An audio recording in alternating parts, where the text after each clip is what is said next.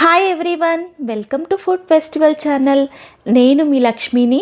ఇవాళైతే వానాకాలంలో తయారు చేసుకునే ఒక మంచి వంటకంతో మీ ముందుకు వచ్చేసేసాను. అదేంటంటే, ఇంట్లో ఎప్పుడైనా బ్రెడ్ మిగిలిపోతే దాంతో ఏం తయారు చేయాలా అని మనం అందరం ఆలోచిస్తాం కదా. ఇలా బ్రెడ్ పకోడాని తయారు చేయండి.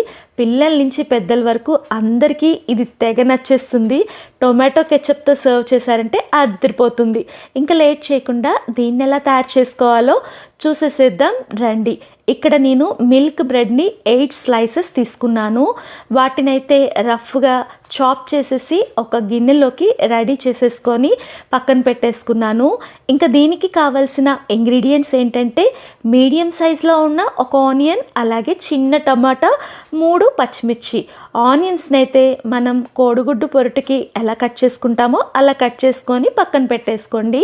ఇప్పుడు కట్ చేసుకున్న ఆనియన్స్ని ఇందాక కట్ చేసుకున్న బ్రెడ్ ముక్కల్లో వేసేసి, అలాగే సన్నగా స్లైసప్ చేసుకున్న పచ్చిమిర్చిని కూడా దీంట్లో వేసేసేయండి. టమాటా ముక్కల్ని కూడా వేయండి. మీరు ఏమైనా వెజిటబుల్స్ వేసుకోవాలన్నా వాటిని సన్నగా స్లైసప్ చేసుకొని వేసుకోవచ్చు. అలాగే 2 రెమ్మల కరివేపాకుని సన్నగా తరిగి వేయండి. మీ దగ్గర కొత్తిమీర ఉంటే దాన్ని కూడా యాడ్ చేసుకోవచ్చు. టేబుల్ స్పూన్ నిండుగా కారం, అలాగే పావు టేబుల్ స్పూన్ వరకు సాల్ట్ని కూడా దీంట్లో వేయండి. అలాగే ఒక పావు టేబుల్ స్పూన్ వరకు గరం మసాలాని వేసేసేయండి. అలాగే ఇంకొక స్పెషల్ ఇంగ్రీడియంట్ ఏంటంటే సోంపు. ఇది 1 టేబుల్ స్పూన్ వరకు దీంట్లో వేయండి. బ్రెడ్ పకోడాలో సోంపు అక్కడక్కడ తగులుతూ చాలా టేస్టీగా ఉంటుంది. 2-3 టేబుల్ స్పూన్ల వరకు నీళ్ళని కూడా వేసేసి ఇదంతా కూడా బాగా కలిసే విధంగా చేత్తోనే మిక్స్ చేసుకోండి. వాటర్ అనేది ముందే ఎక్కువ వేయొద్దండి, ఎక్కువ పట్టవు. ఎందుకంటే ఆల్రెడీ వెజిటబుల్స్లో వాటర్ ఉంటాయి కదా.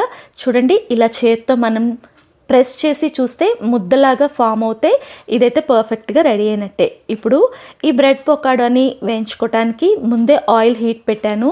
చిన్న ముద్ద దీంట్లో వేసి చూసామంటే పైకి త్వరగా తేలిందంటే ఆయిల్ అనేది కరెక్ట్గా కాగినట్టే.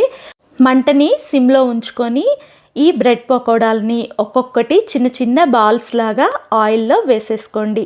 ఇవన్నీ కూడా పూర్తిగా వేసిన తర్వాత మంటని మీడియం టు సిమ్ వరకు అడ్జస్ట్ చేసుకుంటూ ముందైతే ఈ బ్రెడ్ పకోడాని ఒకవైపు కొంచెంగా వేగిన తర్వాత రెండో వైపుకు తిప్పుకోండి. అంటే కనీసం ఒక 5 నిమిషాలన్నా ఒకవైపు వేగిన తర్వాత మాత్రమే రెండో వైపుకు తిప్పుకుంటే ఇవనేవి మీకు ఇర్లబడకుండా విడిపోకుండా ఉంటాయి.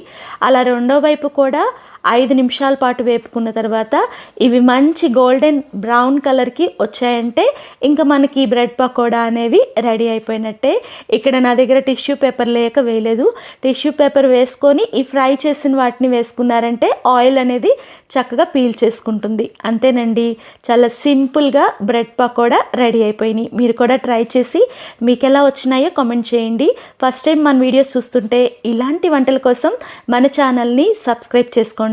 వీడియో నచ్చితే లైక్ చేయండి. దానివల్ల తెలియని వాళ్ళకు కూడా ఈ వీడియో వెళ్తుంది, వాళ్ళకి యూజ్ అవుతుంది. Thank you for watching.